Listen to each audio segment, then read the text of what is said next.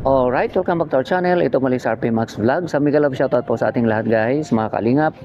Isang mapagpalang araw po sa ating lahat. Naway na sa mabuting kalagayan po ang lahat guys sa mga panahong ito. So gusto ko lang pong magbigay ng reaction guys. Parang backup ito no, sa live po ni Kuya Bal doon sa kanyang plano. Okay?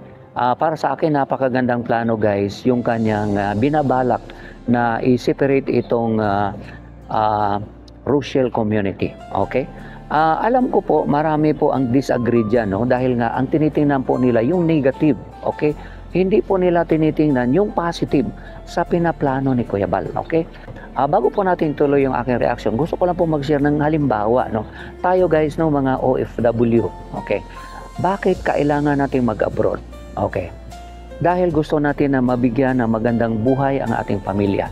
Gusto natin na mabigyan sila ng magandang edukasyon, magandang o masasarap na pagkain ang ating pamilya. Dahil pag hindi tayo nag-abroad, mahirap ang buhay natin. Paano makapag-aral yung ating mga anak? Okay? So yun po yung mga goals natin. Gusto nating maibigay, no, magandang buhay sa kanila o bahay. Kung wala ka pang bahay, magkaroon ka ng bahay. Yun po ang isang tinatarget natin. Ika nga, yun po yung mga positive o advantages, ika nga, kapag tayo ay nakapunta sa abroad. Okay? Ano po ba ang mga disadvantage? Siyempre, bilang OFW, malayo ka sa family mo, malayo ka sa mga anak mo. Yun po yung mga negatives doon. Malulungkot ka, mahuhumsik ka. Okay?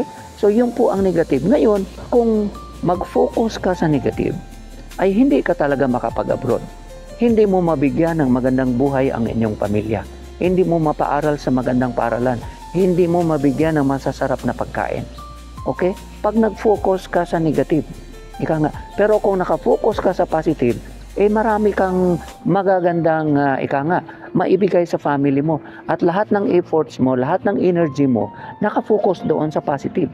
Kaya the same din po dito sa pinaplano ni Kuya Bal. Dapat, kung ano po yung pinaplano ni Kuya Bal, actually, nakafocus si Kuya Bal doon sa positive. Doon sa mga negative, sa mga nambabasa kanya. Dahil po, hindi po nila nakikita kung ano ang magiging outcome, kung ano ang posibleng mangyari, anong positive na mangyari sa binabalak ni Kuya Bal. Iba po ang tinitingnan nila, yung negative ang tinitingnan po, yung mga nag-negative comments kay Kuya Bal, yung mga nambabas po sa kanya. Hindi nila nakikita yung logic, yung wisdom po ni Kuya Bal, hindi po nila nakikita. Okay, ito guys, no, nilagay ko po sa thumbnail, itong si Ka Business Official. Alam nyo ba guys, na si Ka Business Official ay kalinga po yan. Pumunta po yan ng Daet, nagbigay ng mga makina ng panahi, no? Nakipag-collab kay Kuya Bal, okay? At lumaki ang kanyang followers, ang kanyang mga subscribers. Noong nagpunta siya ng Daet, at ang daming kalingap subscribers o followers na nakafollow po kay Ka Business Official. Okay?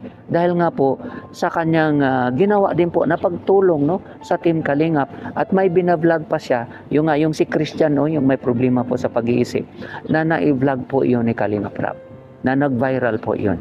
Okay? So yun yung mga sakalam na charity vloggers na dumaan o hanggang ngayon nakasupport pa rin sa Team Kalingap.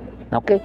Itong si Daddy Frankie, bakit ko nilagay sa thumbnail, no? Pasensya na po Daddy Frankie, nilagay kita sa thumbnail dahil isa po siyang sakalam na charity vlogger.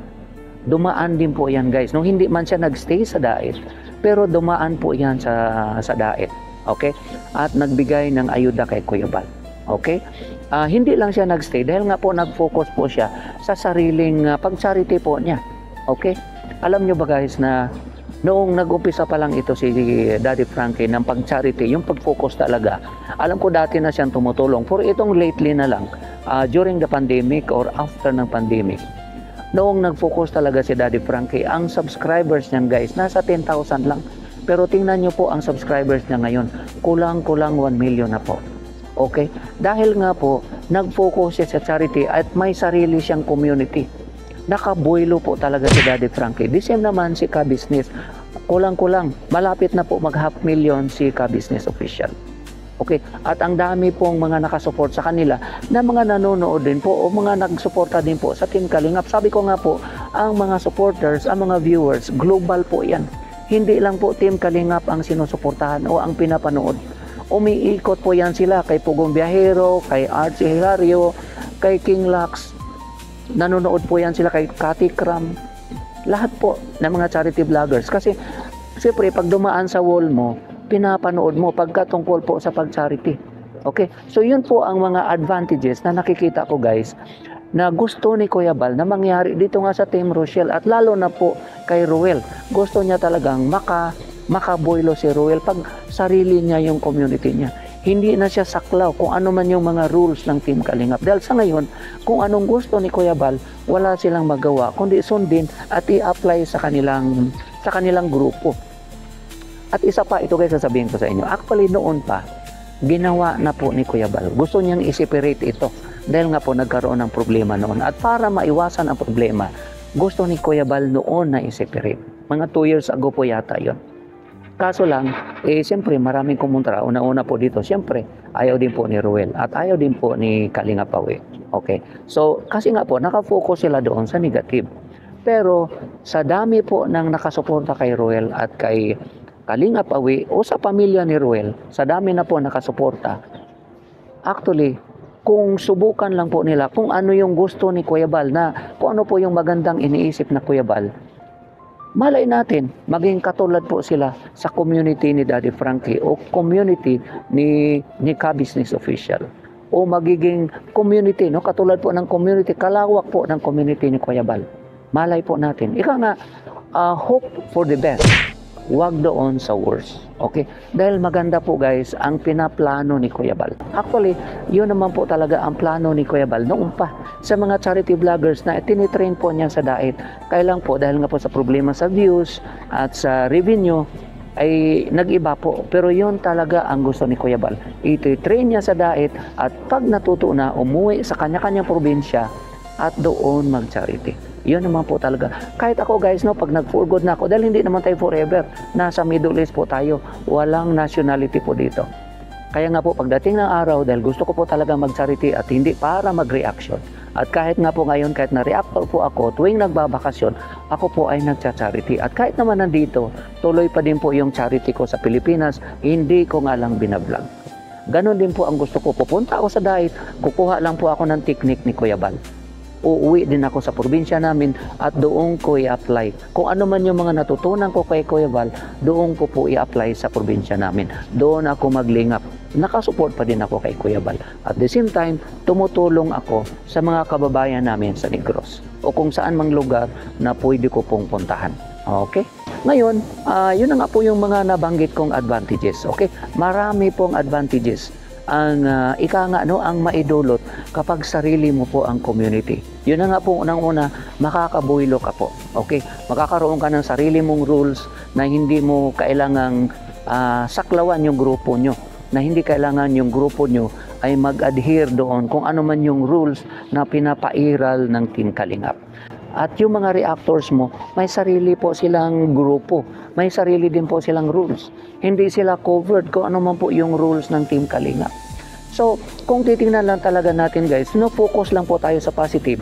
Napakaganda po ang mga binabalak ni Kuya Bal. Doon po si Kuya Bal nag-focus sa positive. Okay, hindi doon sa negative. Yung iba kasi isipin nila, bakit mo iwala yung pamangkin mo? Ipamangkin mo yan. Okay, parang ano po yan guys parang halimbawa may mga anak ka. Yung mga anak mo lumalaki na. Kailangan na po nilang magkaroon ng pamilya. Meron kang 2-bedroom na bahay. Tapos, gusto mo ba na yung anak mo tumira sa bahay mo? Magkaroon na din ng pamilya at magkaroon na din ng mga anak. Gusto mo bang dyan titira sa inyo? Okay, maring isipin mo dahil gusto mo malapit sa iyong mga apo mo. Pero time will come, magkakaroon kayo ng friction. Baka doon sa manugang mo, posible yun. O yung manugang mo against doon sa ibang anak mo, baka magka-problema. Kaya kung kaya mo, mas maganda, patirahin mo sa ibang bahay, tulungan mo, ibigay mo yung ibang lupa mo, kung marami kang lupa, doon mo patirahin yung anak mo para magkaroon siya ng sariling community niya, para magkaroon po siya ng sariling lugar at doon siya magpalaki ng pamilya niya. Di po ba? Parang gano'n lang po yun. Siyempre, habang lumalaki ang pamilya natin, kailangan po talaga nating ilagay sa magandang lugar, yung ating mga anak para magkaroon po sila ng sarili nilang pamilya, magiging independent, at kung anong gusto nila, magagawa po nila. Siyempre, kailangan po nila ng privacy, kailangan po nilang maging independent at kayang tumayo sa sarili nilang mga paa in case na mawala na po tayo. So, gano'n lang po yun. The same din po sa Team Kalingap. Kailangan nilang tumayo sa sarili nilang paa.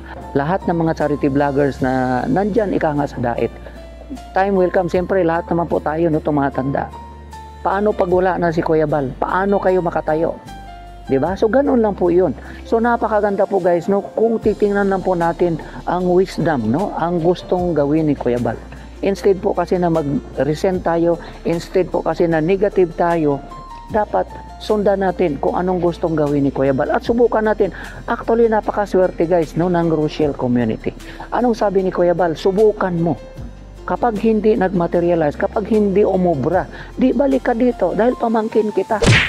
So napakaganda po, no? At hindi ibig sabihin na ibang community nyo na, hindi ka na pwedeng pumunta kay Kuya Bal. Pwede pa rin po. Siyempre, sinabi po ni Kuya Bal yan. Nandoon pa din po yung promotion. Kay Kalingap Rab, ganun din po. Pupunta ka doon at ipopromote ka. So napakaswerte kung tutuusin. Huwag lang po sana silang mag-focus sa negative. Sundan po natin guys yung wisdom ni Kuya Bal. Okay?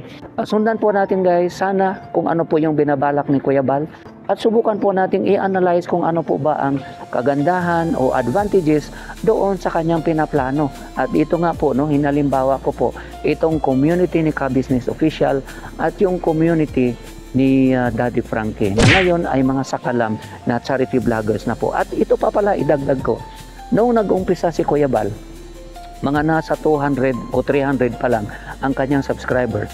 Si Pugong Biyahero, kukunti pa lang ang subscribers. Si Pugong Biyahero, kung hindi nag-solo, hindi nagkaroon ng sariling community, malamang na isa ito sa mga charity vloggers na nandyan sa dait na walang community. Kasi nga supporters din ito ng Team Kalingap guys. Ina-idolize niya si Kuya Bal. Pero focus siya kasi gusto niya may sarili siyang grupo, may sarili siyang community. Kaya naman po, nakita po natin guys, anong klase, anong laki na po ang community ni Pugong Biyahero. Okay? So yun na po guys ang aking konting reaction. Maraming salamat po sa inyong lahat, sa inyong walang sawang pagsuporta, pag-comments, pag-likes, pag-shares, at lalong-lalo na po sa hindi pag-skip ng ads ay maraming salamat. Sa mga silent viewers, maraming salamat po sa inyong lahat guys. Sa mga marites, okay? Alam ko po, marami po ang nagmamarites sa aking mga upload ngayon dahil nga po sa nangyari. Sabi nga po nila, nagiging trending ka. So mag-upload ka na, mag-upload. Sabi ko, ayaw ko naman po ng ganun. So kung ano lang yung kaya ko, doon lang po ako. Okay? So maraming salamat po sa inyong lahat guys. Ingat po tayo. God bless everyone. I love you all. Bye-bye.